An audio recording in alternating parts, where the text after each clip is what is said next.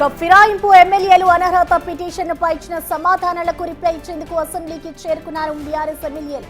Supreme court ఆదేశాలు అనంతర పరిణామాల్లో Telangana speaker party ఫిరాయించిన ఎమ్మెల్యేలకు నోటీసులు జారీ చేశారు.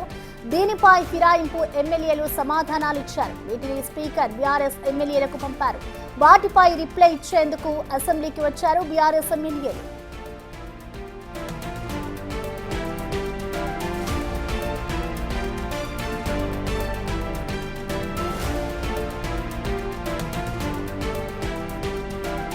అసెంబ్లీ సహాయ కార్యదర్శి ఉపేందర్ రెడ్డికి రిప్లై ఇచ్చారు బీఆర్ఎస్ ఎమ్మెల్యేలు.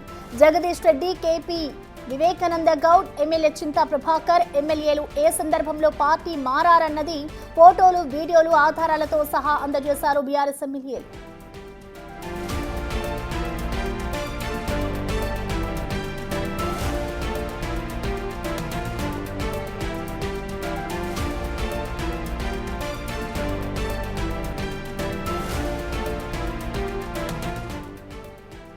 దీనిపై పూర్తి డీటెయిల్స్ ని మా ప్రతినిధి హేమ అందిస్తారు. హేమ, మనం చూస్తున్నాం ఇటు ఫిరాయింపు ఎమ్మెల్యేలకు సంబంధించిన పిటిషన్ ఏమైతే ఉందో దానికి సంబంధించి కూడా ఇటు బీఆర్ఎస్ ఎమ్మెల్యేలు అయితే సమాధానం ఇచ్చినట్టు తెలుస్తుంది. అసలు వాళ్ళు ఏమని రిప్లై ఇచ్చారు, డీటెయిల్స్ ఏ విధంగా ఉన్నాయి?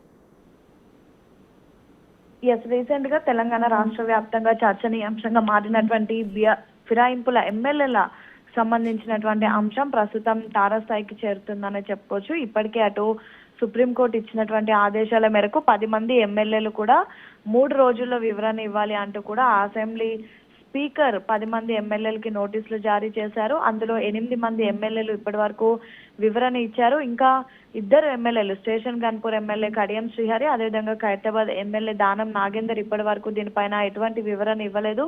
సో ఈ నేపథ్యంలో ఈ మొత్తం 8 మంది ఎమ్మెల్యేలు ఇచ్చినటువంటి వివరణను సవాల్ చేస్తూ మరొకసారి బీఆర్ఎస్ నేతలు దానికి రిప్లై ఇచ్చారు. ఎందుకంటే బీఆర్ఎస్ నేతలే పిటిషన్ దాఖలు చేసినటువంటి అంశం తెలిసిందే. ఎవరైతే తమ పార్టీ గుర్తు మీద పోటీ చేసినటువంటి వాళ్ళు, గెలిచినటువంటి వాళ్ళు రాష్ట్రంలో కాంగ్రెస్ ప్రభుత్వం ఏర్పడిన తర్వాత కాంగ్రెస్ లో జాయిన్ అయ్యారని వాళ్ళకి సంబంధించినటువంటి సభ్యత్వాన్ని రద్దు చేయాలి అంటూ కూడా పిటిషన్ ని దాఖలు చేశారు. హైకోర్టుని ఆశ్రయించారు. హైకోర్టుని సవాల్ చేస్తూ సుప్రీంకోర్టుని కూడా ఆశ్రయించినటువంటి పరిస్థితి.